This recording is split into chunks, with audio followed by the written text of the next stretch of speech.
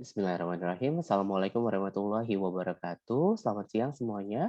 Salam sejahtera untuk kita semua. Om Swastiastu, Namo Buddhaya, salam kebajikan. Selamat berjumpa kembali teman-teman kelas 6 1 ya, D3 Pajak untuk mata kuliah Organisasi dan Tata Kerja Kementerian Keuangan pertemuan ke-11. Gimana nih kabarnya? Teman-teman sehat semuanya? Apakah ada kabar terbaru dari kalian? Karena beberapa mahasiswa saya di kelas lain melaporkan saat ini kondisinya dalam kondisi positif COVID-19. Di kelas kita apakah semuanya sehat? Iqbal atau siapa yang ingin bicara? Silakan. Untuk kondisi terakhir, mungkin Siti bisa. Kondisi terakhir gimana? Ya, silakan. Siti. Kenapa Siti? Ya, jadi tanggal 5 kemarin saya itu Pak, terkonfirmasi positif COVID. Oh, Terus tanggal 5 kemarin ya. ini sedang isolasi mandiri di rumah. Oke, tapi posisinya ada gejala atau seperti apa Siti? Ada gejala Pak, tapi gejalanya sudah hari pas itu akhir Juni. Tapi baru swab hari Senin tanggal 5 itu. Satu rumah atau gimana? Yang positif Satu rumah Pak, saya, ayah. Oh iya, tapi Kecuali semuanya adik saya. oh gitu. Tapi semuanya terkontrol ya. Maksudnya Siti dalam kondisi sehat gitu ya, tidak ada gejala.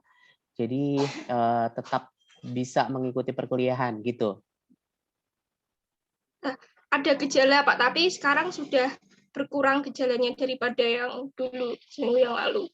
Oh gitu, alhamdulillah. Mudah-mudahan segera sembuh ya, teman-teman. Kita doakan Siti semoga bisa segera pulih. Nggak apa-apa ya kalau misalnya memang Anda tidak bisa mengikuti perkuliahan, maksudnya dalam kondisi gejala sakit ataupun lemas, silakan ya menghubungi saya ataupun lewat asto saya, silakan. Jadi tidak perlu dipaksakan. Nanti pastinya saya memiliki kebijakan untuk memberikan kalian absensi ya. Teman-teman yang lain sehat selain Siti, Iqbal? Atau ada yang memiliki isu kesehatan lainnya, silakan diinformasikan. Karena mengingat kondisinya luar biasa sekali, teman-teman ya, terutama juga di Kementerian Keuangan, kita sudah WFH kurang lebih 2 minggu, ikut mengikuti PPKM darurat juga di Jawa dan Bali, dan kurang lebih saat ini sekitar ada 2.000 ya pegawai kita yang sedang diuji kesehatannya oleh Allah Subhanahu Wa Taala. Yang lain gimana? Sehat semuanya? Sehat ya, alhamdulillah. Nah, Sehat, Pak. mudah-mudahan semuanya sehat, jadi tetap bisa mengikuti perkuliahan. Dan yang paling penting memang adalah kesehatan.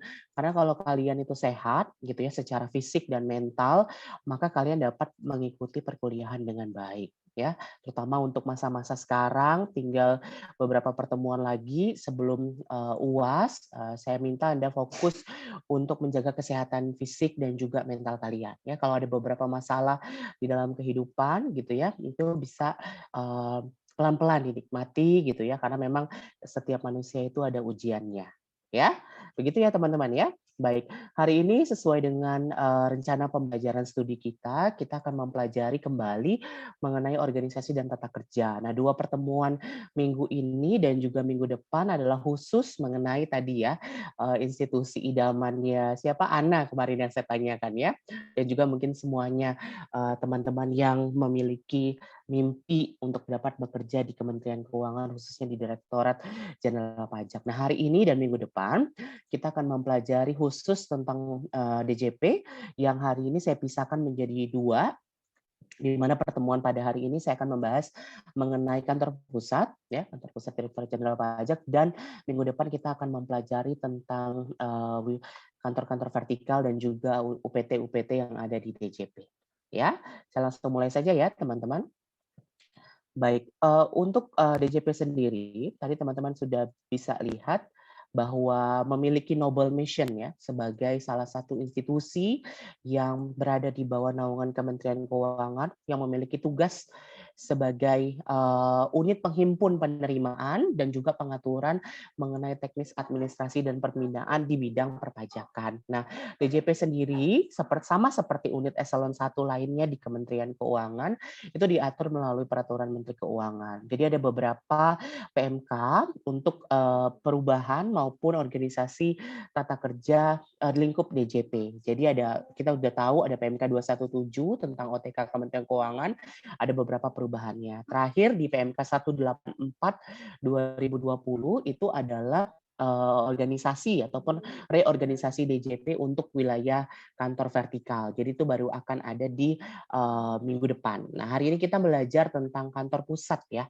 teman-teman. Nah, ini struktur organisasi DJP secara singkat ya, bahwa sama seperti unit eselon 1 yang lain, DJP itu memiliki direktorat ya sebagai pelaksananya dan juga sekretariat direktorat jenderal sebagai ses DJP ya. Kemudian ada tenaga pengkaji, ini sama unit eselon 2 juga yang ada di lingkup DJP. Kemudian pelaksana atau kantor operasionalnya. Jadi secara garis besar DJP itu dibagi dua, teman-teman ya, yaitu kantor pusat dan kantor operasional. Ya, kantor operasionalnya itu adalah seluruh kanwil yang membawahi KPP dan KP2KP di seluruh Indonesia. Ya, kemudian ada unit pelaksana teknisnya. Nah, hari ini kita belajar khusus mengenai kantor pusat ya, berbeda dengan kemarin kita mempelajari DJPPR ya, kemudian DJPK yang hanya 4 sampai 5 unit eselon 2. Nah, ini dia kita punya 19 unit eselon 2. 4-nya tenaga pengkaji, kemudian 15-nya adalah direktorat, ya 14 direktorat dan 1 sekretariat Direktorat Jenderal Pajak. Ya, jadi memang sangat besar, merupakan unit eselon 1 tergemuk di Kementerian Keuangan dengan total kurang lebih saat ini sekitar 40.000 pegawai Direktorat Jenderal Pajak. Pahami ya, kita punya 14. Hari ini kita mungkin akan sekilas-sekilas saja mempelajari salah satunya. Ya, yang pertama tadi saya sudah sampaikan mengenai tugas dan fungsi DJP secara umum. Tugasnya tuh ya simple ya, simple nggak simple, menyelenggarakan perumusan, jadi merumuskan, kemudian melaksanakan kebijakan di bidang perpajakan sesuai ketentuan peraturan perundang-undangan. Ya, nah jadi fungsinya ya dimulai perumusan kebijakan, kemudian melaksanakan kebijakan, penyusunan norma, pemberian bimbingan teknis, kemudian pelaksanaan pemantauan, sampai melaksanakan administrasi DJP sendiri dan fungsi lain yang diberikan oleh Menteri Keuangan. Baik, yang pertama adalah sekretariat DJP, ya ses DJP ini. Sama seperti unit eselon 1 yang lain, saya sudah sampaikan bahwa setiap unit eselon 1 atau direktorat itu memiliki sesnya. Ya, sesnya DJP tentu saja dia memiliki tugas untuk melaksanakan koordinasi pelaksanaan tugas dan dukungan administrasi kepada semua unsur di DJP. Ini terdiri dari beberapa bagian, levelnya eselon 3 ya. Kalau kalian bisa lihat di Setjen, itu ada juga levelnya eselon 2. Nah, di DJP itu levelnya eselon 3. Jadi ada Organta yang pertama ya, teman-teman, organisasi dan tata laksana. Ini untuk rencana kerja tahunan, laporan akuntabilitas, dan ketata laksanaan dari DJP sendiri.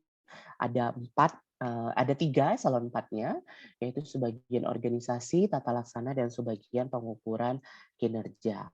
Nah, kemudian bagian yang kedua adalah bagian mengenai pegawai.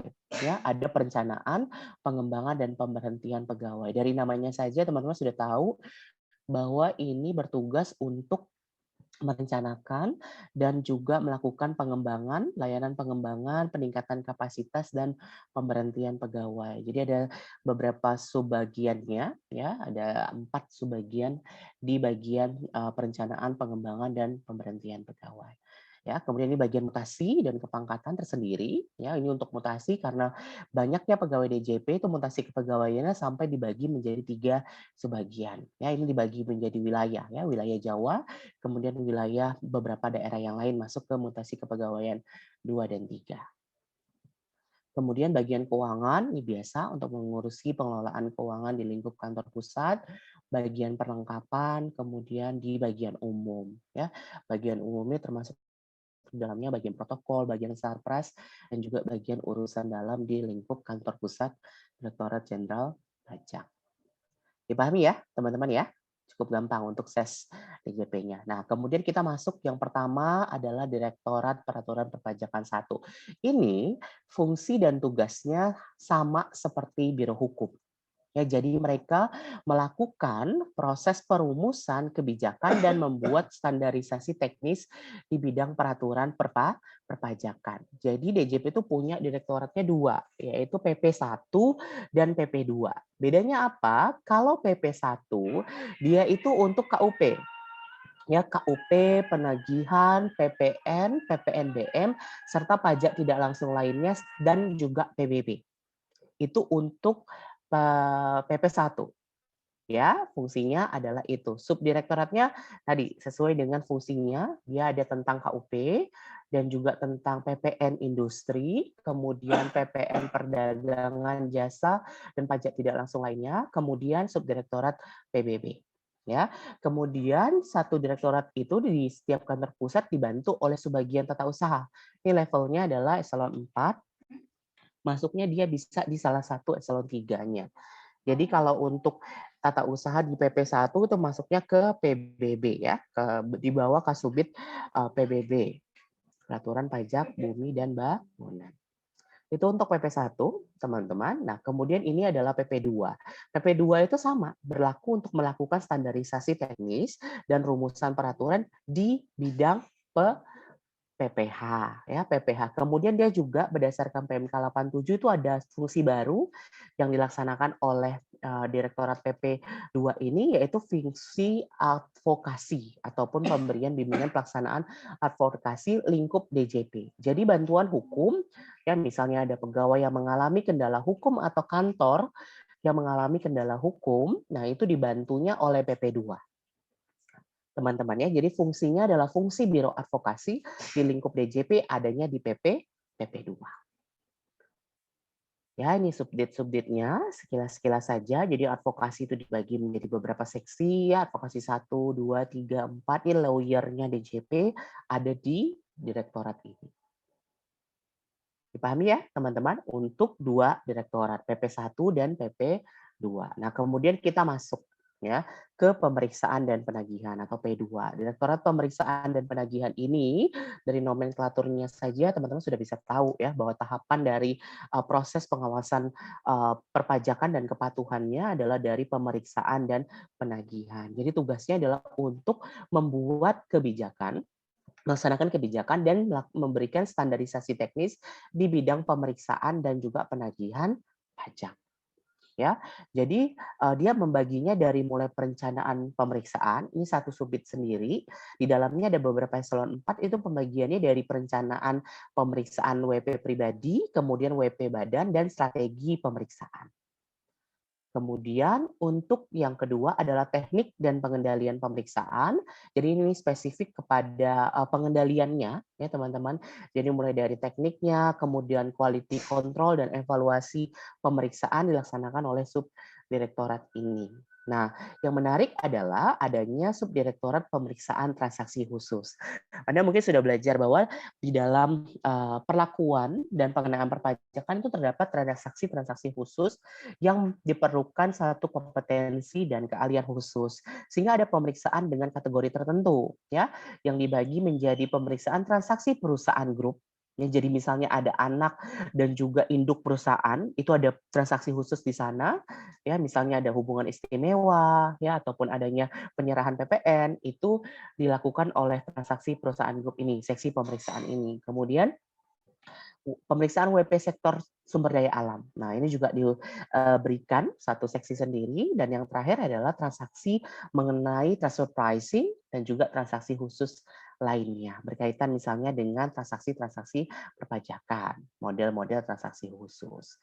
Ya, kemudian juga di dalam direktorat pemeriksaan ini dia punya subdit kerjasama. Jadi kalau kita misalnya melakukan kerjasama ya, teman-teman pemeriksaan itu misalnya dengan Polri ataupun dengan unit eselon 1 lain di Kementerian Keuangan, misalnya dengan Itjen ataupun dengan Bea Cukai. Nah, ini ada subditnya sendiri, kerjasama, dukungan teknis dan juga data dan dukungan pemeriksaan. Nah, barulah ada fungsi subdirektorat penagihan. Nah, penagihan ini tentu saja tugasnya untuk menyiapkan bahan penyusunan berkaitan dengan kebijakan teknis operasional penagihan. Jadi ada strategi dukungan penagihan, perencanaan dan evaluasi penagihan, serta pengendalian mutu dan administrasi penagihan.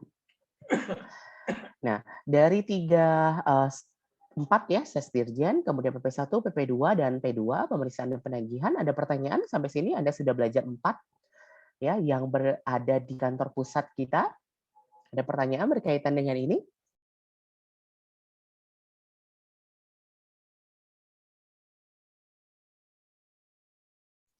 Cukup ya? Masih bisa diikuti? Oke, kita lanjutkan dulu. Itu sudah 4, sekarang 4 yang lainnya. Ya, 4 yang lainnya, kita yang pertama adalah penegakan hukum, teman-teman. Ya, Direktorat PH. Nah, Direktorat Penegakan Hukum ini fungsinya apa? Dia tentu saja melaksanakan kebijakan dan merumuskan standarisasi teknis di bidang penegakan hukum perpajakan. Nah, apa sih maksudnya penegakan hukum perpajakan ini? Itu dalam rangka kepatuhan ya, teman-teman. Jadi mulai dari penelaan adanya bukti permulaan, baru bukti permulaan menuju ke tindak pidana ya, ada subditnya sendiri. Jadi pemeriksaan bukti permulaan itu bertugas untuk ya dia melaksanakan penyiapan bahan berkaitan dengan bukti permulaan sebagai dasar dari adanya tindak pidana di bidang perpajakan. Jadi ada pemeriksaan BP1, BP2 dan juga BP3. Nah, kemudian yang kedua adalah Subdirektorat Penyidikan. Ya, penyidikan ini naik dari bukti permulaan. Kalau dia sudah naik, dia naiknya akan ke penyidikan. Ya, penyidikan atas tindak pidana di bidang perpajakan ya ada eselon 3-nya sendiri ya, penyidikan 1, penyidikan 2 dan penyidikan 3. Nah, kemudian ini ada yang menarik juga ya, yaitu subdit forensik. Forensik dan juga barang bukti serta tahanan ya. Jadi ini berkaitan dengan lingkupnya kantor pusat. Jadi forensik perpajakan 1, perpajakan 2 dan barang bukti dan tahanan. Jadi dia berkaitan dengan penegakan hukum. Sama juga ada subbak tata usaha eselon 4 dia nempel di salah satu eselon 3. Nah, kalau di sini dia nempelnya ke kepala subdit forensik dan barang bukti. Ya, itu untuk Direktorat Penegakan Hukum. Geser kita, teman-teman, sekarang ke Direktorat Extend dan Penilaian. Dari fungsinya kita bisa lihat ini dulunya namanya adalah Direktorat PBB, karena tentunya berkaitan dengan penilaian PBB dan juga ekstensifikasi perpajakan. Nah, fungsinya tadi sudah saya sampaikan, dia merumuskan kebijakan di bidang ekstensifikasi dan penilaian perpajakan. Ya, subdirektoratnya Extend khusus untuk melakukan ekstensifikasi ya, wajib pajak, perluasan tax base, perluasan taxpayer, itu dari mulai perencanaan, teknis, dan evaluasinya dilakukan oleh Subdirektorat Ekstensifikasi. Nah, kemudian pendataan. Nah, pendataan ini tersendiri ya, teman-teman. Jadi dia ini bidang pemetaan, ya, bidang teknis pendataan, dukungan dan evaluasi data, ini ada di Subdirektorat Pendataan. Nah, kemudian penilaian, ya penilaian ini berkaitan dengan PBB tadi saya sampaikan. Jadi penilaian 1 itu untuk PBB di sektor perkebunan, perhutanan, komersial dan objek khusus untuk keperluan perpajakan. Jadi ada penilaian masal bumi, penilaian individu perkebunan dan juga individu komersial dan objek-objek khusus. Ya, misalnya tambang, ya misalnya juga ada beberapa objek-objek pajak yang adanya di lautan misalnya ya, misalnya tambak. Nah, ini juga masuk ke objek-objek khusus ya. Kemudian untuk penilaian 2. Nah, penilaian 2 ini dia masal bangunan ya, masal bangunan. Kalau tadi yang 1 itu tanah, dia ini masuknya ke bangunan. Kemudian perumahan ya, penilaian perumahan, industri dan pertambangan yang khusus. Nah, ini tambang secara umum adanya di penilaian 2. Kemudian tata usaha dia masuknya ke ekstensifikasi. Itu untuk Direktorat Ekstensifikasi dan Penilaian. Kita lanjut ya. Nah, kemudian ini adalah Direktorat Keberatan dan Banding ataupun DKB. Kita kenal ya, dari namanya mungkin teman-teman juga mempelajari ya di semester ini adanya upaya hukum perpajakan. Nah, ini sangat relate teman-teman dengan adanya Direktorat Keberatan dan Banding yang fungsinya adalah melaksanakan kebijakan di tahapan keberatan dan banding. Jadi kita tahu ya bahwa wajib pajak itu memiliki hak hukum terhadap perlakuan perpajakan. ya, dari mulai SKP yang diberikan, hasil pemeriksaan, dia dapat melakukan keberatan dalam hal tidak menyetujui. Kemudian dari keputusan keberatan dia juga dapat mengajukan banding di pengadilan pajak. Nah, ini Direktorat Keberatan Banding ini bertugas untuk menangani bidang keberatan dan banding di level kantor pusat. Jadi keberatan dan banding ini ada juga di Kanwil, tapi ya ini di kantor pusatnya. Yang pertama adalah pengurangan dan keberatan. Ya, 1, 2, 3, 4 subdirektoratnya sendiri, kemudian banding dan gugatan. Jadi tugasnya pegawai-pegawai yang ada di Direktorat Banding dan Gugatan ini adalah untuk beroperasi ataupun melaksanakan tugasnya di pengadilan pajak sebagai terbanding, ya, sebagai orang yang membela DJP di dalam pengadilan pajak. Nah, di sini tentu saja ada beberapa fungsional ya yang saya tahu, yaitu adalah penelaah keberatan dan penelaah banding. Nah, ini dibagi juga subdirektorat banding gugatan 2 ya, dan yang terakhir adalah peninjauan kembali. Nah, langkah terakhir dari wajib pajak ketika dia mengajukan banding di pengadilan pajak dan mendapatkan keputusannya, teman-teman, keputusan pengadilan pajak itu dapat dilakukan upaya hukum luar biasa. Upaya hukum luar biasa yang terakhir dapat dilakukan oleh wajib pajak adalah peninjauan kembali.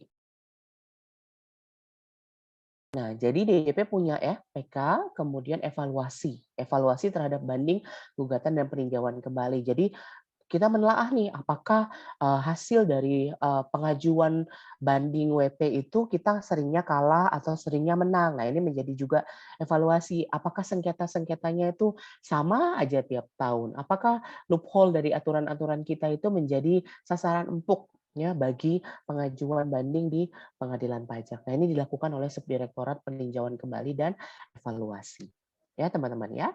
Kemudian ada di sebagian tata usaha, ya sama, dia nempelnya di kepala subdirektorat PK dan evaluasi.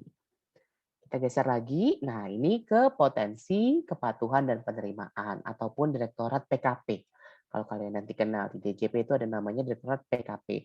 Ini berkaitan dengan tentu saja dari namanya, mulai dari melihat potensi, mulai dari mengawasi kepatuhan, mulai dari mengawasi penerimaan. Ya, yang pertama potensi. Jadi potensi itu selalu dilihat. Ada nggak sih kita potensi yang baru? Jadi, nah ini potensi sektor industri, sektor perdagangan, sektor jasa, ada satu subditnya sendiri. Kemudian, nah ini subdirektorat dampak kebijakan. Jadi kalau ada kebijakan perpajakan, itu kita punya pegawai yang ngurusin dia berdampak nggak kepada potensi maupun kepatuhan dan penerimaan. Misalnya, adanya dampak kebijakan sekarang, insentif perpajakan, atau dampak kebijakan tax amnesty kemarin. Nah, dampak kebijakan perpajakan ini, dampak kondisi makro, dan dampak kebijakan umum ini dikaji di sana oleh subdirektorat ini untuk memberikan kajian terhadap potensi dan kepatuhan WP. Nah, kemudian ini kepatuhan dan pengawasan. Ini secara teknis ya. Tentu saja ini teknis kalau udah kepatuhan. Jadi kepatuhan WP-nya dibagi sektor industri, sektor perdagangan, sektor jasa, dan juga quality control dari pengawasan terhadap WP. Nah, ini pengelolaan penerimaan perpajakan. Dulu namanya administrasi dan evaluasi penerimaan. Sekarang dengan PMK yang baru itu diubah menjadi pengelolaan penerimaan agar ada sebuah fungsi ya, fungsi perencanaan dan strategi penerimaan, pemantauan penerimaan, statistik dan perakiraan penerimaan, dan evaluasi penerimaan. Jadi dia khusus mengelola penerimaan pajak secara nasional. Nah, ini TU-nya sama ya. Nah, kemudian ini TU-nya ada di Kepala Subdirektorat Potensi Perpajakan. Ya, sampai sini ada pertanyaan berkaitan dengan direktorat-direktorat yang tadi kita bahas tadi, teman-teman? Saya izin bertanya, Pak. Ya, silakan. Diki ya? Iya, Pak. Ya, silakan Diki. Tapi untuk yang ini, Pak, Direktorat Peraturan Perpajakan 2 yang ada fungsi baru advokasi kan, Pak ya? Ya. Jadi kalau advokasi itu dia ngasih bantuan hukum yang seperti apa ya, Pak? Karena kan biasanya kalau kantor pajak yang berurusan sama hukum itu cuma di banding atau gugatan gitu, Pak. Kalau yang advokasi itu di bagian mana? Ya, Oke, terima kasih pertanyaannya Diki ya. Jadi harus dibedakan dulu teman-teman ya. Kalau proses bantuan hukum, proses hukum perpajakan, proses yang ada pada wajib pajak itu adalah proses kepatuhan perpajakan. Jadi dari mulai pemeriksaan ya, hasil pemeriksaan itu adalah apa? SKP ya. Anda tahu keluar nih SKP. WP boleh bayar, boleh enggak. Kalau dia bayar selesai. Ya kan? Kalau dia nggak terima, oh saya nggak harusnya hasil pemeriksaan ini nggak ada kayak gini. Dia tidak terima, WP tidak menerima hasil pemeriksaan, dia dapat melakukan upaya hukum. Jadi ada hak hukum yang diberikan kepada wajib pajak. Ya, kemudian dia melakukan keberatan. Keberatan itu di lingkupnya adalah kanwil, ya. Lingkupnya di kanwil, kemudian dari kanwil akan mengeluarkan keputusan keberatan. Nah, keputusan keberatan ini ternyata masih sama, SKP-nya dikuatkan. Ternyata tidak ada masalah dari hasil pemeriksaan, masih sama. Nah, WP memiliki upaya hukum kembali bahwa dia bisa melakukan upaya hukum lainnya di tingkat tidak terima keputusan keberatan, dia kemudian melakukan upaya hukum banding. Dia banding. Kalau lingkupnya banding, dia ngajunya sudah tidak lagi di lingkup DJP. Jadi sebenarnya kuasi peradilan semu itu ada di DJP di lingkup keberatan. Tapi ketika dia sudah sampai ke banding, teman-teman, itu sudah tidak lagi diajukan di DJP karena sudah levelnya adalah pengadilan pajak. Di pengadilan pajak, hakim pengadilan pajak adalah pejabat negara. Nah, ini masuknya dia supaya dia tidak nih, kalau kalian kemarin kita belajar di Setjen ya, ada sekretariat pengadilan pajak. Nah, ini supaya dia tidak memiliki konflik of interest ya. Jadi pegawainya itu tidak bisa lagi pegawai DJP. Dia tidak bisa lagi struktur organisasinya itu ditempel di DJP karena sudah lingkup ke pengadilan ya. Karena pengadilannya khusus maka ditaruhnya ke lingkup sekretariat jenderal. Itu adalah upaya hukum yang dimiliki oleh setiap wajib pajak. Nah, kemudian dibanding. Kalau dibanding dia di PP, kalah atau menang, kalah menang pun, saya dia kalah ya. Dia kalah, dia dapat melakukan upaya hukum luar biasa, yaitu peninjauan kembali PK ke Mahkamah Agung. Jadi ada hakim agung yang nanti akan memutuskan upaya peninjauan kembali berkaitan dengan sengketa pajak. Teman-teman, banyak sekali sengketa pajak yang besar itu ya, yang lagi heboh ya PGN kemarin ya, kemudian Newmont itu juga sangat besar sekali jumlah pajaknya. PGN itu sampai 1,7 triliun ya. Kemudian tadi yang ingin mau saya sampaikan adalah itu adalah upaya hukum WP. Diki dan teman-teman. Tapi kalau kita bicara advokasi, itu adalah bantuan hukum yang diberikan kepada pegawai dan organisasi Kementerian Keuangan. Dalam hal apa? Misalnya satu, ya ini lingkup kantor dulu. KPP kita digugat di pengadilan TUN. Misalnya dari surat paksa, misalnya sengketa tanah. Ya, bisa saja ya, tanah kita bangun kantor, kemudian kantornya disengketakan. Ada pihak yang ngaku itu adalah pemilik. Dia pasti akan mengajukan upaya hukumnya di pengadilan TUN atau perdata misalnya, ya kan teman-teman. Nah, dalam rangka melakukan upaya advokasi ini, Kementerian Keuangan dibantu Biro Advokasi di level kementerian. Level DJP kita punya namanya Direktorat PP 2.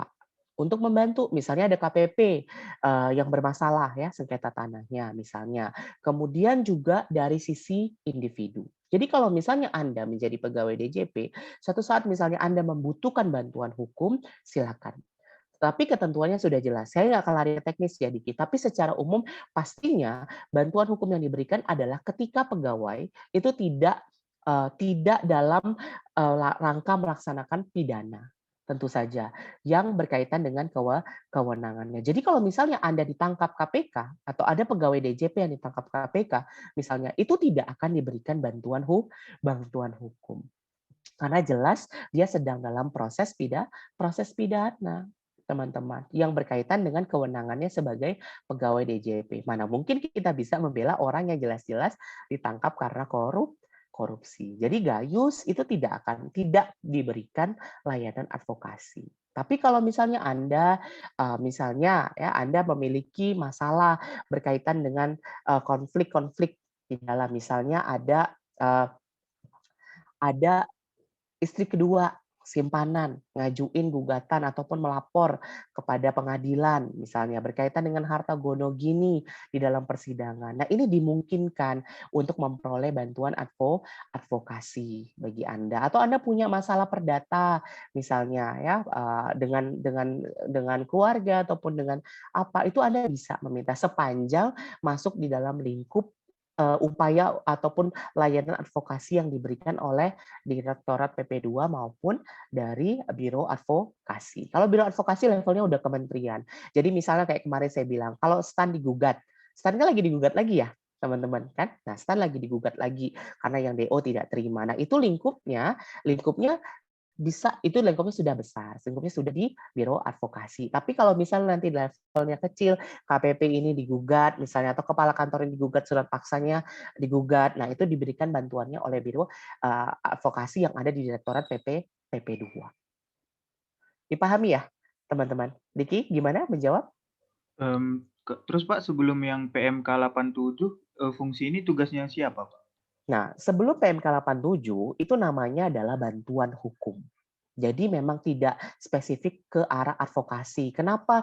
Jadi nomenklaturnya berubah dari bantuan hukum ke advokasi untuk memberikan perluasan terhadap jenis-jenis bantuan yang diberikan. Jadi kalau di advokasi itu jelas bahwa kita tuh seperti beracara, seperti menjadi pengacaranya teman-teman. Gitu. Jadi advokasinya itu benar-benar dijalankan.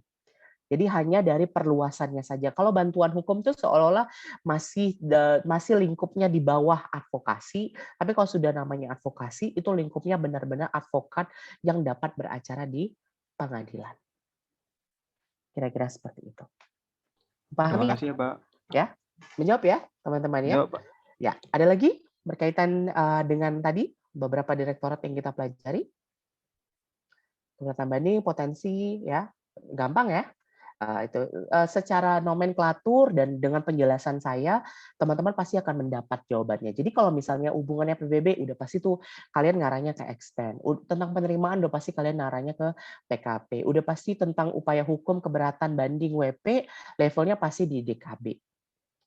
Gitu ya, karena pasti nanti mungkin UASnya nanti akan kita akan studi kasus di pertemuan ke-14 itu kalian harus bisa menerka ketika ada satu kasus ini mana yang terlibat. Sekarang saya tanya deh, sekarang kalau misalnya PKN STAN aja ya, PKN STAN digugat, tadi saya udah bocorin ya, misalnya PKN STAN itu gugat ya, dia mahasiswa itu gugat ke PKN STAN, kira-kira siapa saja yang akan terlibat? Itu aja dulu saya tanya. Pasti tadi ya, saya udah bilang Biro Advokasi di level Sekretariat Jenderal. Pasti dia akan terlibat. Siapa lagi kira-kira yang akan terlibat? Coba tunjuk. Kira-kira deh, kalau kalian paham sampai sini dari 2 pertemuan kemarin, kemudian sekarang, kira-kira siapa lagi yang akan terlibat? Nah, level eselon 1-nya dulu deh, siapa saja? Coba, tunjuk Anda.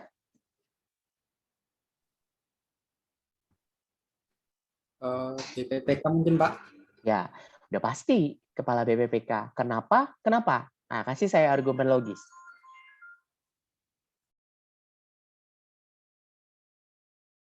Karena yang mengurusi menyelenggarakan pengelola pendidikan di STAN itu BPPK.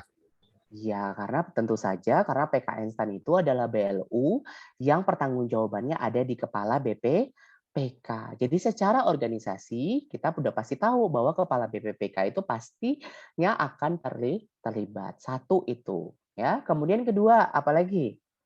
Silakan. Coba Roy.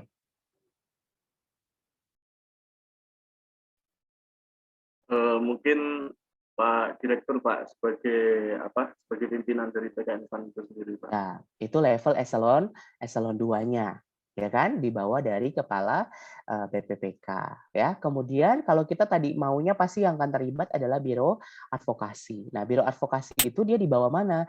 Di bawah Sekretaris Jenderal, ya. Kemudian ada Biro Advokasi. Jadi itu sudah cukup menjawab 2. Ya, mungkin yang pasti akan terlibat adalah Biro Advokasi di bawah Sekretaris Jenderal dan PKN STAN sendiri di bawah kepala BPPK.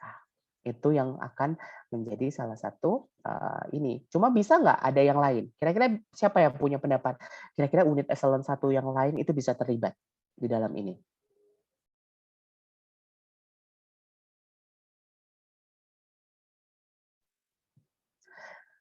Ada yang berpikir? Coba kira-kira. Kalau saya akan berpikir sangat mudah. Pastinya saya akan mengundang yang terlibat itu adalah kepala Biro SDM, ya, di bagian sekretaris jenderal dan juga mungkin bagian kepegawaian dari tiap-tiap unit eselon 1. Untuk apa, teman-teman? Untuk dapat memberikan gambaran secara utuh ya dalam rangka untuk proses peradilan nanti bahwa kebutuhannya itu memiliki standar-standar tertentu. Jadi memang mahasiswa PKN STAN itu punya standar targetnya dan itu memang ditetapkan dari sisi kompetensi kualitas calon-calon ASN yang ada di Kementerian Keuangan. Paham ya maksud saya ya? Jadi kalian bisa berpikir lagi sedikit lagi nambah lagi berpikir sendiri sedikit tentang oh itu pasti akan terlibat gitu. DJP pasti akan terlibat bagian kepegawaiannya untuk bisa membuktikan bahwa memang kalau di bawah IPK-nya segitu ya memang di bawah kompetensi yang kita minta. Kira-kira seperti itu ya. Nanti kita akan banyak bahas ya tentang studi kasus ini yang akan terlibat siapa. Nah, itu adalah UAS kalian. Kalian bisa menggambarkan siapa-siapa saja yang akan terlibat ya. Salah satu soalnya akan seperti itu mungkin. Ya, cukup. Ada lagi pertanyaan berkaitan sampai dengan direktorat ini? Paham ya? Untuk ke kantor pusat ini. Nah, kita lanjut sedikit ya. Oke, kemudian ini nah, ini P2 Humas ya, Direktorat P2 Humas. Ini yang paling seru pekerjaannya kalau Anda menyukai komunikasi. Ya, di P2 Humas ini dari namanya saja penyuluhan, pelayanan dan humas merumuskan kebijakan di bidang penyuluhan, pelayanan dan hubungan masyarakat. 3 itu aja dipegang. Subdirektoratnya pertama menyuluh. Ya, ini adalah fungsional baru yang ada di DJP yaitu penyuluh pajak. Ya, jadi mulai seksi materi, bimbingan, dukungan, dokumentasi dan perpustakaan ini ada di satu subbid sendiri ya. Kemudian yang kedua adalah subbid pelayanan ya. Tentu saja ya pelayanan pengaduan, dukungan layanan konsultasi dan juga ada pemutakhiran ya technology base atau text base yang ada di lingkup DJP ya. Kemudian humas. Nah, ini humasnya kita punya humasnya ya. Nah, ini salah satu kepala subbidnya Bu Ani Natalia. Dulunya beliau adalah kepala subbid hubungan masyarakat perpajakan. Jadi ada hubungan internal, hubungan eksternal, mengelola berita, seksi pengelolaan situs, itu ada pegawai-pegawainya, teman-teman yang berfungsi untuk melakukan kebijakan teknis di bidang hubungan masyarakat. Nah, yang terakhir adalah kerjasama dan kemitraan. DJP itu bekerja sama baik dalam negeri dan juga luar negeri ya, OECD ya, kemudian juga untuk ASEAN, kerjasama perpajakan dan juga kemitraan kita ya. Jadi kalau misalnya Anda bisa lihat DJP itu mengundang banyak sekali public figure ya, ataupun dengan kemitraan, ada iklan DJP di Gojek misalnya, itu adalah kemitraan WP. Ya, kemudian ada Jonathan Christie ya diundang ke DJP, itu berkaitan dengan kemitraan kita ya. TU-nya sudah pasti. Itu P2 Humas, gampang ya. Nah, ini direktorat baru yang baru dibentuk, namanya adalah Direktorat TIP ataupun Data dan Informasi Perpajakan. Dari namanya teman-teman Mas Wasis sudah paham, ini berkaitan data ya. Seiring dengan kebutuhan DJP terhadap otomatisasi data, kemudian kebutuhan data dan jumlah data yang semakin besar, kita memiliki direktorat baru yang bertugas untuk melakukan dari deteksi teknis di bidang data dan informasi perpajakan.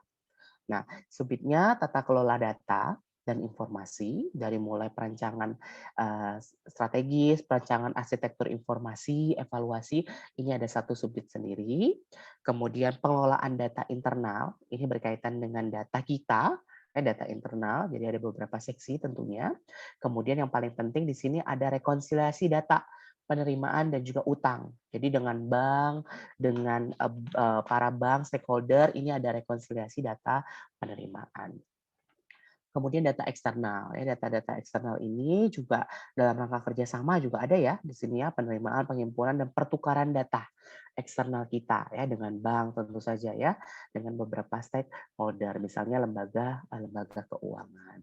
Nah, analisis data dan juga ada resiko kepatuhan WP dan sense data. Nah, ini data analitik ini menjadi salah satu kunci masa depan, sehingga DJP itu udah kita punya seksi sense data untuk bisa membuat sebuah data intelligence, ya, untuk bisa membuat informasi berdasarkan sense data terkaitan dengan kepatuhan WP.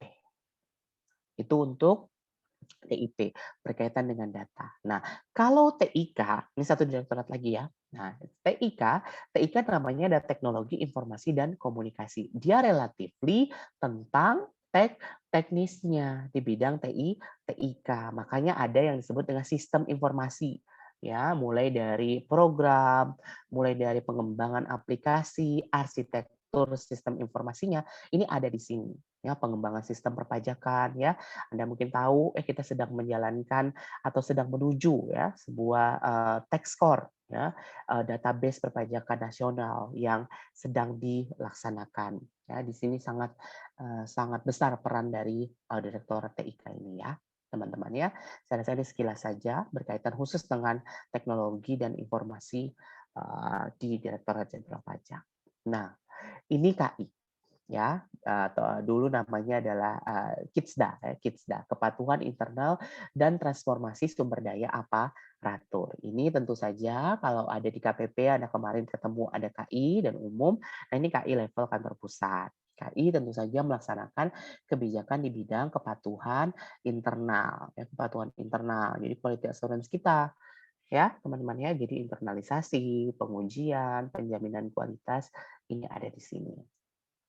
Nah, kemudian investigasi internal, ya di sini juga ada ya kepatuhan internal ini. Tentu saja kalau misalnya berkaitan kepatuhan internal ini ada tentang kode etik, ya pelanggaran disiplin, ya. Investigasi ini masuk ke dalam dugaan-dugaan korupsi, ya ada di sini temuan-temuan pemeriksaan berkaitan dengan kepegawaian. Ya, kemudian transformasi. Nah, lain halnya dengan KI, transformasi organisasi ini dia mikirin visioner, masa depannya, ya, perencanaan strategis, pengembangan desain kelembagaan, evaluasi implementasi desain kelembagaan seperti apa, ya, berkaitan dengan pemodernan ini juga dilakukan oleh transformasi organisasi. Nah, ini manajemen kepegawaian, dia bertugas untuk bedanya dengan bagian kepegawaian, dia untuk pengembangan. Ya, jadi gimana nih jabatan-jabatan baru di DJP, pengukuran kinerja, mutasi, promosi, kompensasi. Ya, jadi kalau misalnya ada mutasi model baru, ada promosi model baru, ini dikelola oleh subdirektorat ini. Nah, ini kapasitas dan pengembangan kompetensi kapasitas pegawai. Ini tentu saja berkaitan dengan analisis kompetensi dan pengembangan kapasitas pegawai di lingkup DJP. Ya, kemudian tata usaha. Lanjut, itu tadi KITSDA, ya, sumber daya manusianya. Nah, sekarang sumber transformasi proses bisnisnya. Proses bisnis perpajakan itu ada transformasinya. Dulu yang masih kita belum tahu adanya e-filing, adanya e-billing. Nah, sekarang sudah dilakukan. Nah, itu tidak lepas dari peran dari Direktorat Transformasi Proses Bisnis. Di dalamnya apa? Dia tentu saja pengembangan pelayanan, pengembangan penyuluhan, pokoknya pengembangan proses bisnis, pengembangan penegakan hukum, ya, pengembangan ekstensifikasi dan penilaian, dan manajemen transformasi. Ini tentu saja berkaitan dengan visi misi DJP ke depan. Ya, tugasnya mikirin yang ke depan. Nah, ini yang menarik ya. Yang saya mau ceritakan adalah international taxation. Kalian ada dapat pajak internasional ya semester ini? Atau semester lalu? Semester ini ya, kalau nggak salah. Berkaitan dengan pajak internasional. Kalau nggak semester ini, semester lalu. Karena saya juga dapat PI dulu waktu saya kuliah. Nah, perpajakan internasional tentu saja teman-teman ya, dia ngurusin perpajakan internasional. Ya, yang pertama adalah perjanjian dan kerjasama perpajakan internasional. Ini P3, P3B, ya, penghindaran, persetujuan penghindaran pajak berganda. Jadi diurusin nih levelnya, dibaginya 1, 2, 3 nih, baginya regional ya, negara-negara di dunia ini kerjasamanya dibagi oleh regional ini ya, perjanjian dan kerjasama perpajakan internasional. Nah kemudian ada pencegahan dan penanganan sengketa perpajakan internasional. Jadi ada juga orang Indonesia atau orang luar yang punya sengketa pajak di negara kita atau negara lain, teman-teman. Nah, ini juga dilakukan penugasannya oleh Direktorat Perpajakan Internasional atau PI. Kemudian pertukaran informasi perpajakan internasional ya. Waktu itu ada Panama Paper ya, teman-teman mungkin pernah dengar. Nah, ini juga pertukaran informasi perpajakan internasional gitu ya, bahwa oh ternyata ada nih WP kita yang memiliki aset ataupun potensi perpajakan yang sangat besar di luar negeri. Nah, ini dikerjakannya oleh pertukaran informasi perpajakan internasional. Itu untuk Direktorat PI. Nah, ini IP. Tadi PI, sekarang IP. IP itu adalah intelijen perpajakan. Nah, buat kalian yang suka ya intelijen ngapain sih mereka? Nah, tentu saja mereka melakukan intelijen di bidang perpajakan. Ya, ngeri-ngeri sedep kalau di sini. Ya, dia subdirektorat intelijen strategik. Ya, intelijen strategik ini berkaitan dengan ini kebijakan-kebijakan di awal. Jadi strategi, kemudian pengumpulan, diseminasi, pengamanan gitu-gitu ya. Nah, kemudian penggalian potensi. Jadi intelijen tapi sudah menggali potensi ya. Jadi bisa memetakan secara makro maupun mikro nih WP-WP mana sih yang sebenarnya sudah masuk dalam tahapan intelijen ya. Kemudian intelijen penegakan hukum. Nah, ini sudah di dalam rangka penegakan hukum kaitannya dengan pidana juga maupun di bidang penegakan hukum perpajakan. Nah, ini operasi para intelijen kita sudah nanti pastinya kerjasama ya dengan bidang-bidang terkait untuk operasi intelijen. Itu adalah intelijen. Ya, selesai. 15 unit eselon 2 di lingkup kantor pusat DJP. Itu ada 14. Tambah 1 sesdirjen. Ada pertanyaan sampai dengan sini? Tentang DJP? Izin bertanya, Pak. Ya, silakan. Siapa nih? Sebelumnya kan, Pak, di Direktorat Penyuluhan Pelayanan dan Hubungan Masyarakat itu, Pak, ada yang subdirektorat kerjasama kemitraan yang salah satunya ada seksi kerjasama luar negeri. Itu bedanya, Pak, sama Direktorat Perpajakan Internasional, Pak? Oke, baik. Kalau P2 Humas, Vigo, kalau kamu mikirnya langsung ke P2 Humas, dia tuh pasti berkaitan dengan promosi, berkaitan dengan layanan, berkaitan dengan hubungan masyarakat. Jadi sifatnya itu adalah communication sebagai penyambung lidah, sebagai pemantau komunikasi, sebagai penjaga citra dan penguat branding DJP. Ya, jadi kalau ada kerjasama di sana, kerjasamanya itu pasti dalam rangka branding DJP, dalam rangka untuk komunikasi DJP, untuk perbaikan citra.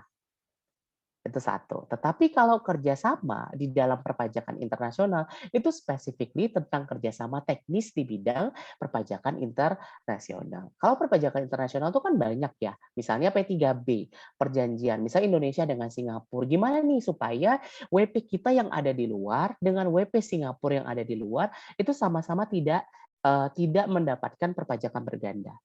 Kayak misalnya Vigo, kamu warga negara Indonesia gitu ya.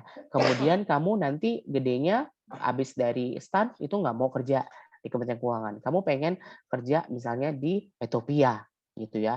Nah, di Ethiopia gitu, Vigo misalnya di sana jualan pisang goreng misalnya kan, gitu jualan gitu, jualan pisang gitu. Nah, apakah pertanyaannya, kamu kan punya NPWP. Apakah kamu akan dipajaki juga di Ethiopia ataukah kamu juga harus dipajaki di Indonesia karena kamu adalah WP Indonesia? Gitu. Nah, untuk melaksanakan kerjasama tersebut perlu kerjasama internasional untuk melindungi kamu juga, untuk melindungi WP dari Ethiopia juga. Oh, ternyata misalnya ada P3B Indonesia dan Ethiopia.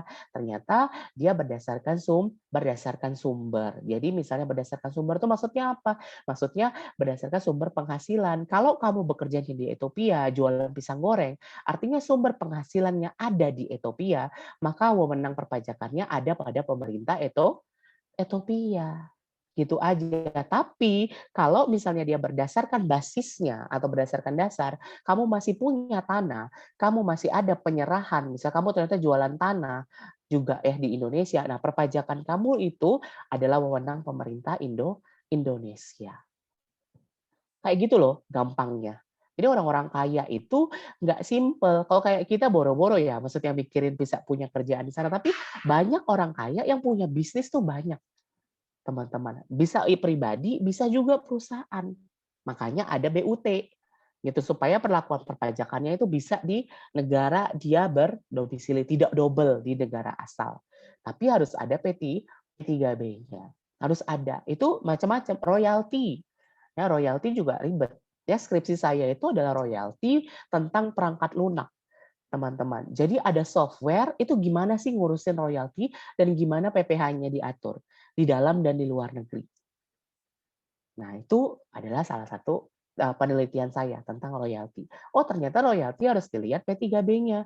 Gitu loh. Kalau Singapura royalti itu berdasarkan negara WP-nya. Jadi kalau dia di Singapura, orang Singapura, ya teman-teman ya, dia kerja di Indonesia, dia punya royalti terhadap software yang dia buat, di Singapura itu juga harus dikenakan pajak.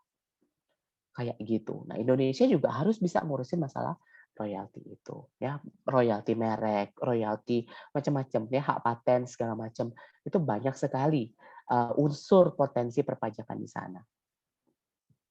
Jadi jelas ya, Vigo, perbedaannya. Jelas, Pak. Kerjasama P2 Humas itu branding.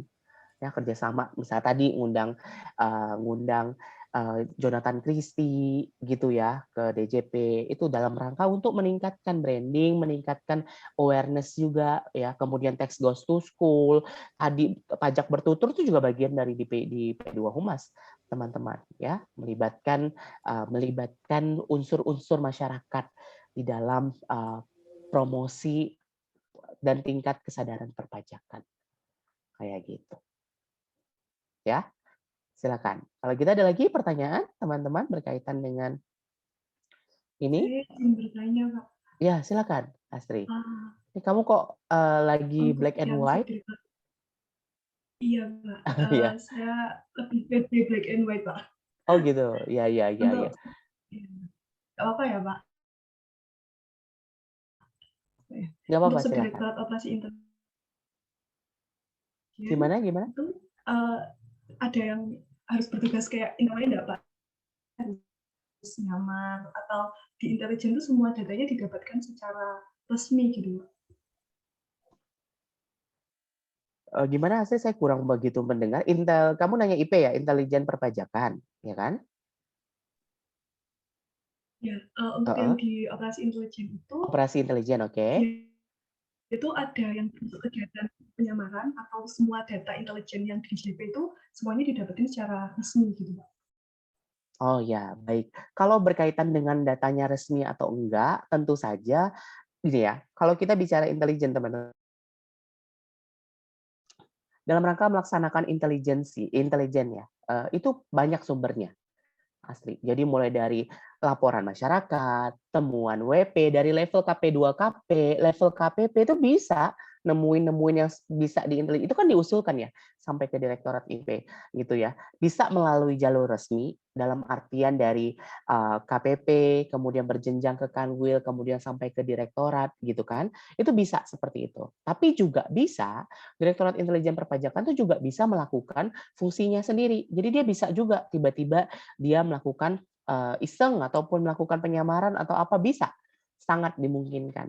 Misalnya tiba-tiba dia datang ataupun pura-pura gitu ya menjadi seorang pembeli misalnya di salah satu perusahaan. Oh ternyata HPP-nya mahal. Oh ternyata dia tuh nggak hanya jualan, banyak ya teman-teman. Saya nggak bisa sampai ke sana gitu ya. Misalnya contoh, ya udah saya kasih contoh. Misalnya ada salah satu sengketa ya, ini rokok. Teman-teman tahu kan apa sih bahan dasar rokok? Adalah tembakau, ya kan? Nah, tetapi tembakaunya itu menjadi HPP, ya. Ini teman-teman langsung berpikir seperti pemeriksa atau seperti intelijen. Kalian berpikir tembakau itu menjadi HPP dong, bahan dasar membuat rokok, ya kan? Nah, sekarang kalau kamu dengar ada orang bilang gini, iya Pak, HPP saya tuh 1 juta. Atau misalnya HPP saya tuh 100 untuk Rp100 untuk membuat rokok 1 buah yang harganya 1.000. Kalau kacamatanya pemeriksa, kacamatanya intelijen, ya kalau itu bisa dibuktikan, itu ada pembayarannya ada macam-macam, itu ya oke gitu. Tetapi ketika kamu melakukan sebuah intelijen gitu ya, ternyata yang digunakan dia gunain tembakau grade A. Tembakau yang grade A yang harganya 100 tadi. Ternyata dia pakai tembakau grade A itu hanya 10%.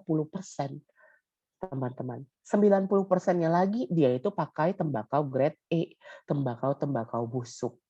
Yang jelas HPP-nya nggak nyampe 100, bahkan hanya Rp20. Ini adalah salah satu contoh nyata. Ya, Asri ya. Kemudian yang kedua, misalnya nugget. Apa sih bahan dasar nugget? Teman-teman, daging ayam dong. Ya kan? Ternyata kita bisa teliti, oh dia bilang dia pakainya daging ayam, daging paha dan daging dada. Ternyata setelah kita intelijen kita datang, gitu ya teman-teman. Ternyata dia itu nggak hanya bikin pakai daging doang. Ternyata nugget itu bisa saja dibuat dari bulu, kuku, kepala, tulang ayam. Sehingga HPP-nya murah. Yang saya bilang ini fakta ataupun gosip, Anda nanti cari tahu sendiri kalau jadi pemeriksa. Ya, jadi itu yang dilakukan oleh DJP. Bagaimana bisa melihat untuk apa? Oh, ternyata kamu nggak pakai daging semua, HPP-nya berarti nggak 1.000 dong. Kalau cuma tulang kan harga ceker berapa sih? Nah, itu bagian dari upaya kita untuk memperbesar pajak dari WP yang seharusnya. Kayak gitu. Jadi operasi intelijen perpajakan itu bisa secara resmi maupun bisa secara inisiatif. Ya, Asri ya? Menjawab ya?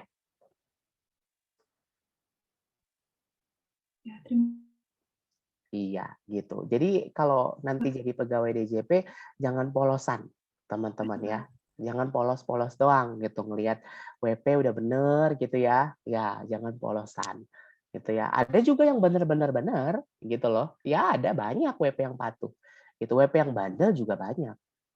Tapi apakah dia bandel itu melanggar? Apakah dia melakukan tax avoidance atau tax evasions? Nah, itu kita harus periksa. Ada lagi pertanyaan? Pak izin bertanya, Pak. Ya, silakan, Roy. Robert ya? Iya. Ya, kamu kan mau jadi pegawai BC, bukan pegawai DJP. Ngapain nanya DJP? Susah. Ya, silakan. Terkait direktorat yang di TIK, Pak, Teknologi Informasi. Apakah di dalam direktorat itu pegawainya emang mempunyai keahlian benar-benar khusus atau misal yang dari kita itu stand belajarnya pajak itu bisa masuk. Kemudian apakah kalau emang nggak terlalu khusus, apakah nanti misal jadi fungsionalnya itu ada pendidikan sendiri atau pelatihan sendiri. Jadi kita yang dari pajak itu atau yang studinya perpajakan atau ekonomi itu bisa masuk. Atau mungkin di direktorat itu kayak membeli vendor itu, Pak, kayak punya vendor dari usaha lain gitu. Soalnya kemarin saya diminta tolongin oleh tetangga itu ngurusin, dia jadi guru di Kementerian Agama, untuk pelatihannya itu dia pakai vendor usaha lain gitu, Pak. Jadi nggak langsung dari kementeriannya gitu, aplikasinya. Oke, baik. Ya, terima kasih Robert pertanyaannya. Ya, ini menarik sekali ya pertanyaannya. Dulu waktu saya kuliah gitu ya, dan setelah saya lulus, saya tuh awal-awal ngira terus gue pasti jadi apa ya? Gue ngurusin apa ya kalau bisa gue di DJP dengan basic D3 pajak gue? Emang gue bisa apa gitu ya? Sampai kena gitu ya. Emang kita bisa apa aja sih? Nah, menjawab itu, Robert, bahwa DJP dan seluruh unit eselon 1 Kementerian Keuangan itu tentu saja akan sangat membuka kesempatan para pegawainya. Jadi sekalian gitu ya, D3 pajak ini nanti akan bekerja di DJP gitu ya, insya Allah itu nggak akan semuanya juga akan kerja jadi pemeriksa pajak. Tentu saja kalian bisa menunjukkan potensi kalian yang lain, disesuaikan dengan kebutuhan. Kemarin waktu kalian PKL di KPP, mungkin kalian juga lihat ya, teman-teman kalian ada yang senior kalian ada yang ngurusin IT, ya kan, yang di PDI itu, ada yang di depan gitu kan, ada juga yang di umum gitu kan, ada juga yang jadi sekretaris. Jadi banyak sekali pekerjaan yang sebenarnya nanti mungkin nggak akan sama sekali berhubungan dengan mata kuliah yang kalian pelajari selama di STAN gitu. Jadi Robert, kamu nggak belajar tentang IT gitu ya, tapi kamu mungkin bisa jadi direktur teknologi informasi komunikasi DJP suatu saat. Dan sekarang pun Pak Direktur TIK itu bukan seorang ahli komputer gitu ya, karena memang tentu saja banyak sekali perkembangannya. Tetapi tidak perlu khawatir ketika kalian nanti bergabung di Kementerian Keuangan, banyak sekali diklatnya. Jadi kalau misalnya mau jadi pemeriksa itu diklatnya panjang ya. Mau jadi nanti misalnya kamu nanti mau kerjanya di TIK karena kamu tertarik dengan bidang IT, itu tentu saja banyak diklatnya, Robert. Jadi kamu akan diarahkan ke sana gitu. Kayak saya gitu ya, basicnya adalah saya D3 pajak, seorang akuntan. Tapi saya sekarang ngarahnya ke komunikasi aja gitu. Diarahkannya ke sana, diklat-diklat yang berkaitan dengan komunikasi. Karena kita bisa melihat potensi kita gitu ya, melihat dan juga pimpinan tentunya pasti akan bisa melihat oh potensi Anda itu seperti apa. Dan tentu Anda akan diberikan pilihan untuk itu. Buat yang ibu-ibu gitu ya, yang kurang pengen mengembangkan diri gitu ya, misalnya dia ingin tetap di daerahnya saja, ya sudah, dia akan menjadi pegawai di bagian umum. Nah itu kenapa kalian masih lihat ada orang yang masih lama aja di KPP itu udah lama nggak ikut-ikut pindah gitu. Itu ada pilihan sendiri yang dia lakukan gitu. Jadi silakan ya, Robert dan teman-teman, kalau bisa tertarik tadi di bidang intelijen atau hobinya sidang di pengadilan karena suka ngomong, suka berdebat, nah itu pasti bisa gitu. Dan kalaupun Anda tidak memiliki basic itu, Anda tetap bisa menuju ke sana gitu loh. Jadi harus serba bisa gitu. Nah jadi pemeriksa juga nggak hanya buta-buta teknologi gitu. Itu harus melek banget teknologi gitu. Kira-kira seperti itu ya, Robert ya. Nah, kalau ditanya vendor ya, tadi ada kaitan kalau di kementerian lain tuh yang sampai pakai vendor gitu segala macam gitu ya. Kita kadang-kadang ada misal kalau misal buat acara ataupun misal kita memang belum punya. Misalnya, setahu saya dulu Pusaka itu nggak punya command room, jadi nggak ada satu ruangan yang bisa meneliti transaksi perbankan atau transaksi yang dibutuhkan oleh Menteri Keuangan. Nah, itu kemudian kita beli vendor, kemudian kita serap dari sana, kita akhirnya punya sendiri gitu. Jadi bisa bermula dari situ gitu ya. Dan ada juga yang kita sudah mandiri bisa melakukannya.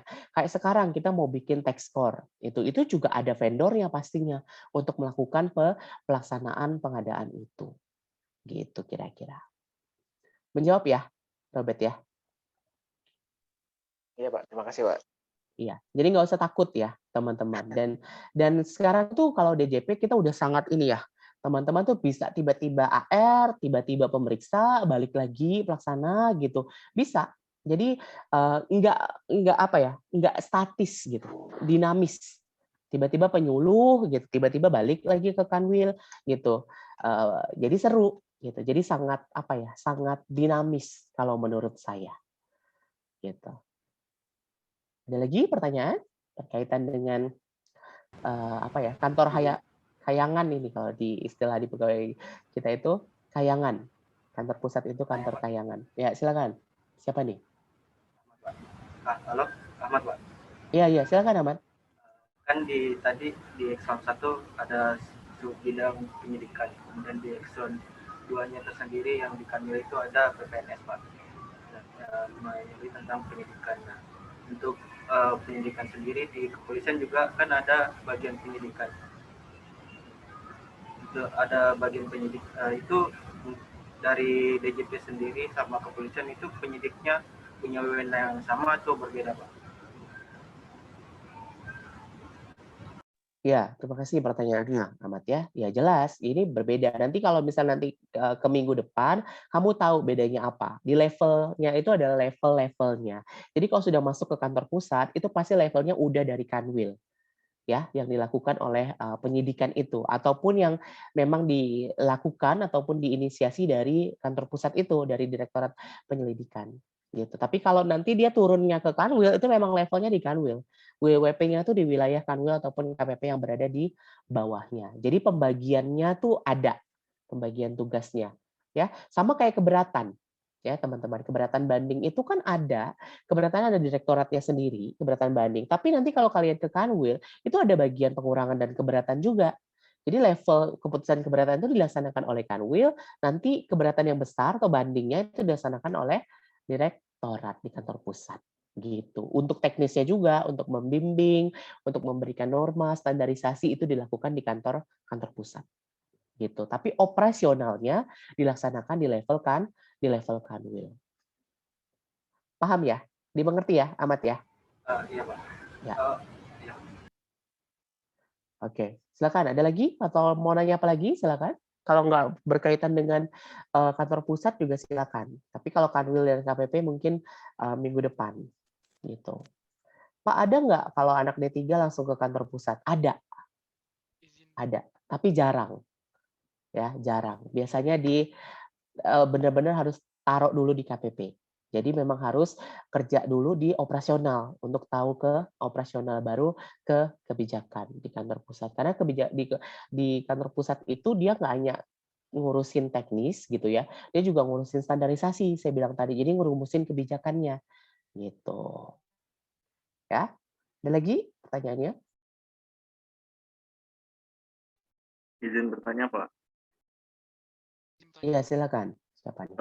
Mungkin pertanyaan saya ini agak nyeleneh, Pak, tapi saya penasaran sih, Pak.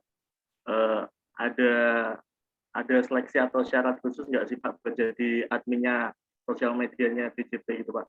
Soalnya kalau saya lihat sosmednya DJP itu kayak friendly ke anak muda sama up to date gitu. Kira-kira ada syarat khusus atau seleksinya gitu nggak, Pak? Oke, terima kasih Roy. Ya, kalau di lingkup DJP ya sering kadang-kadang misalnya ada rekrutmen terbatas untuk beberapa lowongan. Sering gitu ya, misalnya kayak media sosial tadi atau misalnya dia butuh sekretaris direktur atau ajudannya Pak Direktur, Pak Dirjen, atau ajudannya direktur. Dia kadang-kala membuat sebuah rekrutmen terbatas kayak gitu. Maksudnya kayak open bidding sendiri gitu ya. Untuk supaya apa? Supaya tentunya mendapat orang yang terbaik yang pas pada kompetensinya gitu. Jadi bisa saja Roy. Nah, setahu saya gitu ya, yang di media itu ya, yang ngurusin media itu memang juga hasil dari rekrutmen ataupun pernah ada yang direkrut terbatas oleh direkturnya gitu ya, oleh Kasubditnya. Jadi memang orang-orang tertentu yang memang bisa menangani itu gitu untuk memperkuatnya. Sama kayak misalnya di Krim Pajak, itu juga ada rekrutmennya yang pastinya jago pelayanannya gitu ya. Nah, itu juga ada rekrutmen terbatas seperti itu. Menjawab ya, Roy ya? Makasih, Pak. Ada lagi teman-teman? Izin bertanya, Pak. Ya, silakan. Siapa nih? Eno ya? Iya, Pak. Untuk di Direktorat Penegakan Hukum itu kan ada subdirektorat forensik dan barang bukti ya, Pak. Itu forensik perpajakan itu apa tindakannya apa tugas dan fungsi itu apa aja, Pak? Kalau boleh tahu. Forensik ya. Oke, sebentar saya share screen.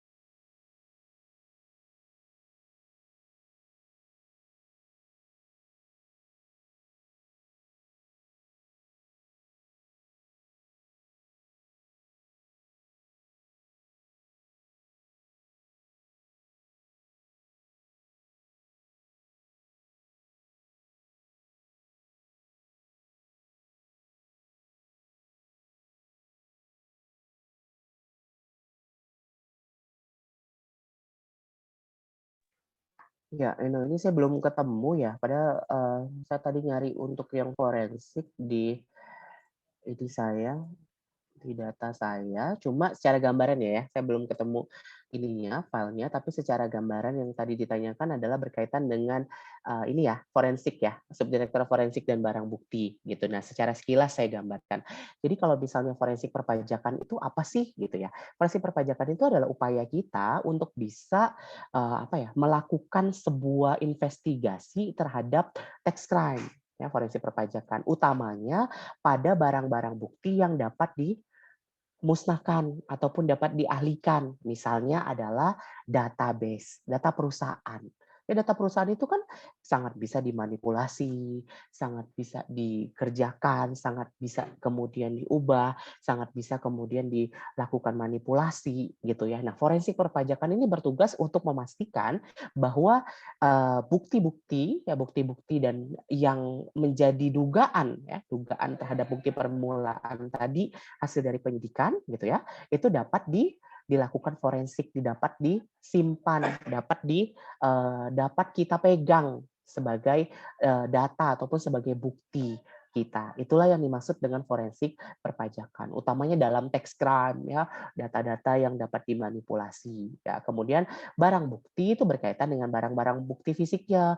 Misalnya adanya faktur-faktur fiktif ya, kemudian adanya misalnya uang kalau misalnya ada pidana di bidang perpajakan, itu adalah barang-barang bukti ataupun mesin pencetak faktur fiktifnya gitu. Nah, macam-macam lah yang berkaitan dengan itu. Jadi secara sekilas seperti itu. Nanti saya akan berikan juga ya satu buah stimulus ya PDF berkaitan dengan tambahan-tambahan yang bisa kalian lihat mengenai unsur kerja di DJP ini di kantor pusat. Tapi secara sekilas seperti itu ya gambarannya, Eno ya, untuk forensik perpajakan. Ya? Menjawab ya? Oke, silakan. Ada lagi? Termasuk juga sidik jari ya. Tadi saya juga ada bahannya itu, sidik-sidik jari direktur gitu. Itu forensik, teman-teman. Oh, ternyata dia pernah mengakses ini di barang bukti. Itu sampai ke sana gitu loh, dalam rangka pemalsuan ataupun tindak pidana di bidang perpajakan. Gitu loh, forensik gitu. Ada lagi pertanyaan tentang ini? Cukup? Teman-teman sudah begitu paham tentang kantor pusat kita, DJP cukup banyak ya. Cukup banyak ya yang dipelajari, tapi nggak usah bingung karena memang ini cukup cukup dapat kalian pisahkan fungsi-fungsinya gitu. Tinggal nanti kalau misalnya ditanya kira-kira bagian apa atau direktorat apa gitu yang kurang gitu. Nah, itu kalian bisa pikirkan kira-kira kurang apa sih kurangnya? Nah, sekarang kalau nggak saya yang tanya nih. Sekarang kira-kira dari kantor pusat tadi ya. Kira-kira menurut kalian ada nggak sih fungsi yang kurang atau belum? Kalau misalnya mahasiswa bisa ngelihat itu gitu loh. Apa ya kira-kira fungsi yang belum dilaksanakan oleh DJP gitu ya. Coba ada yang bisa kasih pendapat?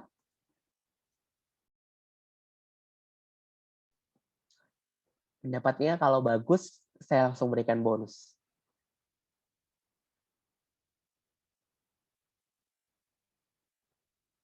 Bonusnya nggak main-main nih. Ada? Kalau menurut kalian gitu, apa ya yang belum ada di kantor pusat ataupun fungsi yang belum ada di DJP?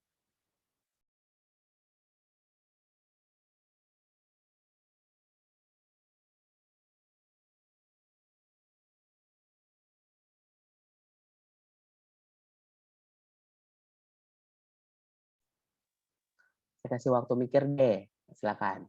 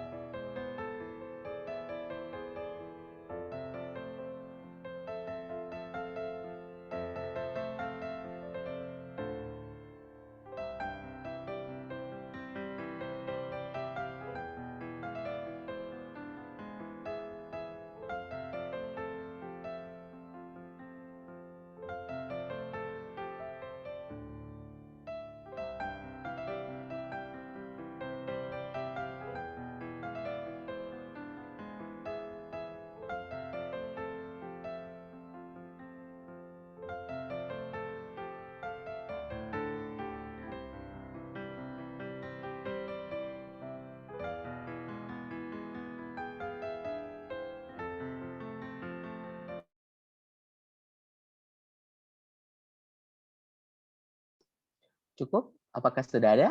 Saya pengen mendengar. Siapa yang berani? Ngomong aja. Ada nggak fungsi yang belum ada dan menurut kalian ini perlu?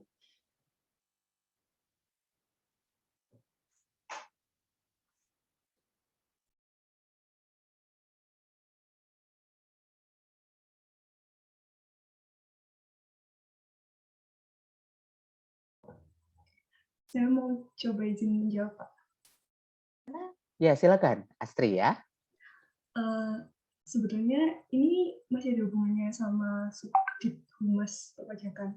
Di situ udah ada pengelolaan berita, udah ada pengelolaan situs, tapi menurut saya pengelolaan situs tuh ke pengelolaan situs di dalam DJP gitu. Kemarin kan ada isu PPN berubah tarif ya Pak, reformasi PPN.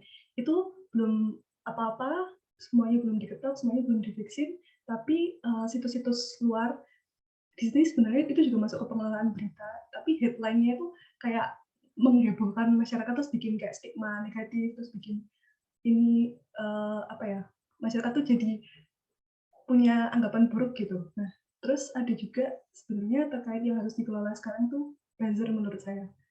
Buzzer itu kan kemarin juga dibahas sama beberapa dosen, sebetulnya buzzer itu bisa dimanfaatkan efektif, juga bisa dipakai buat nyuluhin pajak. Jadi menurut saya itu mungkin bisa jadi tambahan buat humasnya perpajakan, tapi buzzernya tetap yang selektif. Terus caranya buzzer pakai ibu-ibu di daerah, pakai lokatan mulut ke mulut itu juga bisa dipakai sama DJP buat ngenalin pajak. Jadi kalangan biasa, maksudnya kalangan yang beli sayur di tukang sayur kayak gitu tuh juga bisa ngomongin pajak sampai sana. Gitu, kasih Pak. Oke, ya, baik. Jadi lebih ke ini ya, lebih ke yang sifatnya itu buzzer gitu ya. Walaupun memang ketika misalnya kemarin PPN sembako itu heboh, itu kan langsung ada di semua Instagram DJP, bahkan Bu Menterinya langsung gitu kan ke pasar gitu kan videonya kan.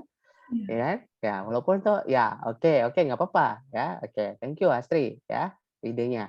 Ada lagi? Pernah nggak sih dengar pajak itu haram gitu. Kerja di kantor pajak itu haram. Banyak tuh.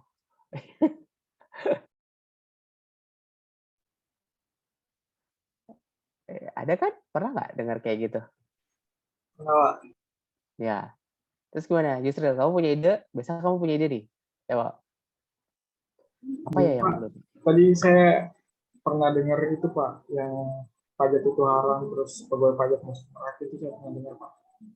Pegawai pajak apa?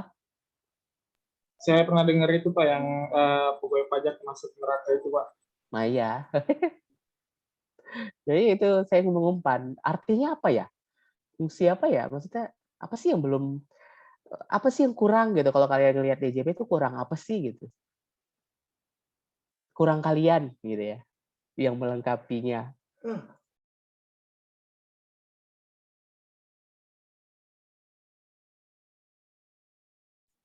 Ada lagi ide?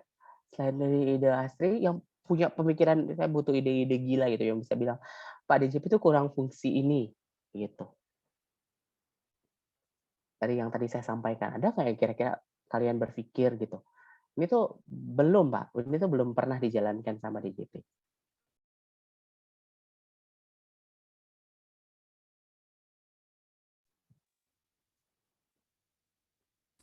Izin berpendapat, Pak. Ya, silakan, Rizky. Mungkin lebih ke sisi pengaduan masyarakat ya, Pak.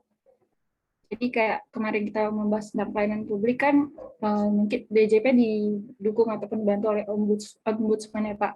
Tapi bisa saja DJP membuat subdirektorat baru gitu yang memang khusus untuk menampung masukan atau evaluasi dari masyarakat sendiri.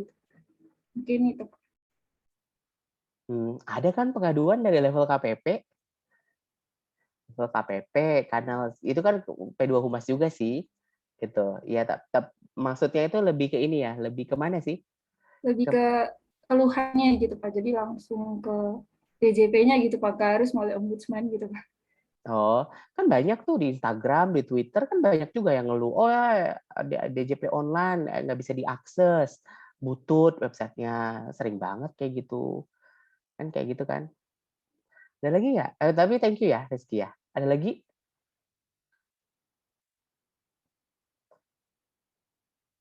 Apa perlu saya tugaskan ini kayak begini nih? Ya, coba berpikir. Saya gampang banget ya. Maksudnya kalau saya mikir ya, apa? Riset.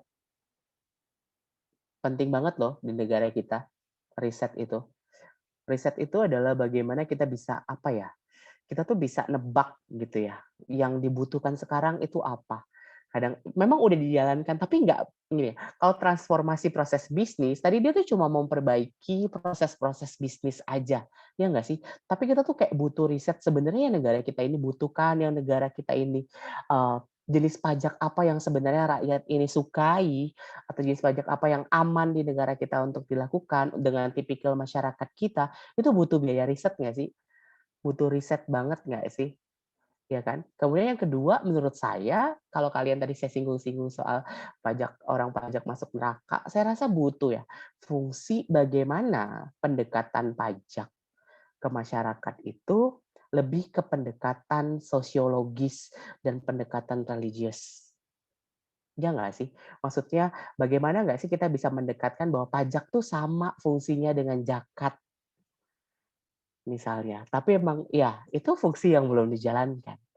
Kita belum bisa mengarah ke sana. Ya nggak? Bisa nggak sih kita ngobrolin bahwa pajak tuh wajib dari undang-undang, tapi dari sisi humanistis, dari sisi sosiologis, dan dari sisi religiulitas kita itu belum sampai ke sana, ke ayah ibu kita. Iya nggak sih? Ya kan? Ya, iya nggak sih? Iya, Pak. Iya kan? Lebih ke situ nggak sih maksudnya?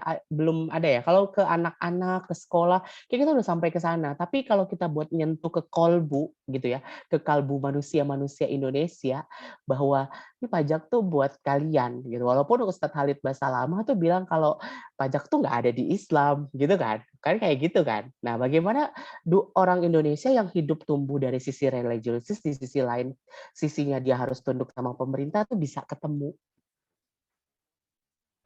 Mungkin di situ kalau menurut saya. Ya, kira-kira gitu ya, pemantik-pemantik. Jadi kalian terus bisa kita tuh bisa, oh, gitu kalau gabung ke DJP itu saya harus punya metode baru gitu. Saya harus bisa membuktikan ke masyarakat kontribusi saya.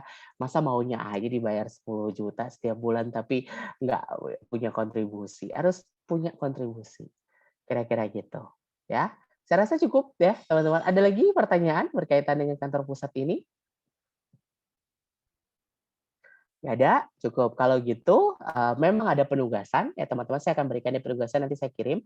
Penugasannya gampang, kalian cuma cari berita, sama semua dosen memberikan penugasan yang sama, dan wajib diberikan, jadi saya harus berikan, itu adalah penugasan yang diberikan wajib. Kalian hanya mencari berita atau artikel yang ada di media massa ataupun media elektronik, ya kemudian kalian mengidentifikasi di sana ya kira-kira kalian menulis esai berkaitan dengan berita tersebut gitu ya berita tersebut dan unit-unit organisasi internal kita dari eselon 1 sampai ke eselon 2 mana saja yang akan terlibat di dalam berita tersebut di dalam suatu tulisan tersebut. Dipahami ya teman-teman, gampang ya, nanti saya akan kirimkan esainya itu 1000 kata gitu ya, dan ini dikumpulkan di pertemuan ke-14 saja, pertemuan terakhir saja, nggak apa-apa. Jadi kalian masih punya 4 minggu untuk menyelesaikannya. Saya rasa itu saja ya untuk yang penugasannya, dan untuk Astri dan Rizky yang berani mengemukakan idenya, Anda berdua free dari penugasan itu. Jadi langsung auto A untuk penugasan itu. Ya, karena keberaniannya memberikan pendapat. Saya berikan free penugasan untuk kalian. Saya rasa itu saja teman-teman untuk hari ini. Kita ketemu minggu depan ya di KPP dan Kanwil. Tetap sehat, jaga kesehatan buat Siti, semoga segera sembuh dan mudah-mudahan negara kita teman-teman yang hari ini menjadi epicentrum Asia gitu ya dengan kasus tertinggi di dunia ini segera bisa turun kasusnya ya, segera bisa pulih ya. Udah pada vaksin belum di sini? Ada yang udah vaksin? Ada yang belum? Kalau yang belum buru-buru vaksin. Kalau menurut saya karena memang sangat perlu buat orang tuanya yang nggak percaya vaksin, coba deh dikasih berita-berita atau link-link valid tentang efektivitas vaksin dan peran kita untuk segera menurunkan kasus menuju herd immunity Indonesia. Banyak orang, terlalu banyak berita duka. teman-teman yang kita dengar ya, dari dosen, dari pejabat, dari pegawai di Kementerian Keuangan, mungkin lingkup keluarga kalian, tetangga gitu ya. Udah nggak asing bagi kalian mendengar, oh ada berita duka yang hadir silih berganti gitu ya. Nah, saya harap teman-teman bisa concern dengan itu dan mudah-mudahan pandemi di negara kita ini segera berakhir biar angkatan corona ini bisa cepat-cepat kerja membantu negara kita. Saya rasa itu saja ya teman-teman ya pertemuan hari ini. Saya akhiri. Tetap sehat, tetap semangat. Assalamualaikum warahmatullahi wabarakatuh. Selamat siang ya semuanya ya. Waalaikumsalam. Waalaikumsalam. Terima kasih, Pak. Terima kasih, Pak. Terima kasih, Pak. Terima kasih.